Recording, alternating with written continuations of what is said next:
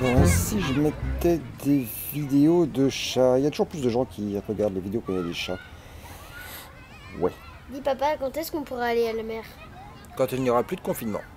J'en ai marre, c'est long. Nous on fait attention, puis il y en a d'autres qui se toussent dessus dans les parcs. C'est pas juste. Tu poses la question de la justice. Est-ce que tu sais ce que c'est que la justice? C'est la liberté d'être égal à un autre. La justice, c'est l'un des grands thèmes de la philosophie. Le plus vieux des philosophes, Platon, en parlait déjà dans son œuvre qui s'appelait La République. C'était il y a très longtemps. Imagine un monde où tu es seul. Il n'y a plus de ville, plus de gens, que toi. Est-ce qu'il y aurait de l'injustice d'après toi? Bah... oui. Pourquoi? Oui. Pourquoi? Je sais pas. Mais si tu es tout seul dans la nature, il n'y a pas d'injustice. La seule injustice qu'il pourrait y avoir, c'est si jamais tu as quelqu'un d'autre qui s'oppose à toi. Il y a un droit naturel et le droit positif. Le droit positif, c'est un ensemble de règles qu'on a inventées pour que tout le monde puisse vivre ensemble. C'est la loi si tu veux. Mais ce droit positif permet aux forts de vivre avec les faibles, aux petits de vivre avec les grands. Ceux qui aiment le canoë avec ceux qui aiment le paddleboard. Exactement.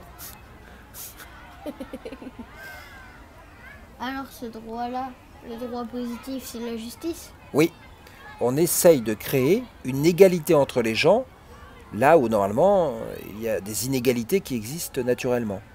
Des fois la justice, elle n'est pas juste.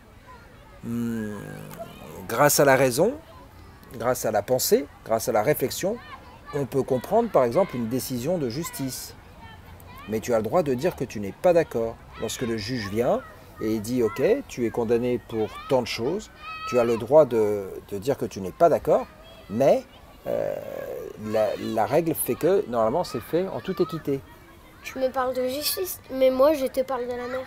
Bah, on y arrive, on y arrive. Tu sais quel est le symbole de la justice? La balance. Ah, c'est mon signe astrologique. Bravo. Et tu sais pourquoi le plateau de la balance est droit? Parce que je n'ai pas mis de saucisson sur la balance. Ben oui, mais bon, surtout parce que la justice doit être équilibrée. Le plateau de la balance ne doit ni pencher à droite, ni à gauche. Et la mer là-dedans. Bon, ok. Face au Covid, il faut trouver donc un bon équilibre de justice. Doit-on laisser les gens se contaminer et donc se balader comme ils veulent? Ce qui impliquerait qu'il y aurait plus de malades, même si à la mer, bon.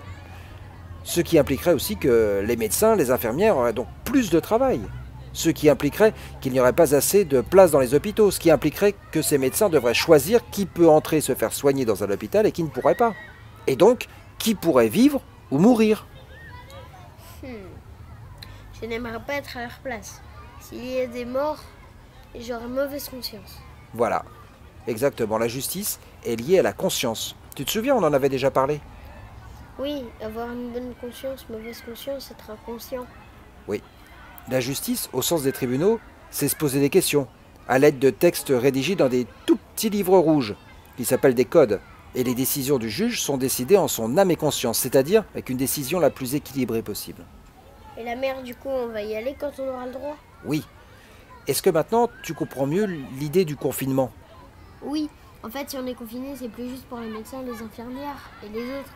Ils n'ont pas à choisir qui va vivre ou mourir. Mais alors, papa, pourquoi on n'a pas fabriqué plus d'hôpitaux? Ah, là c'est plus de la philosophie, mais c'est de la politique. On verra ça plus tard.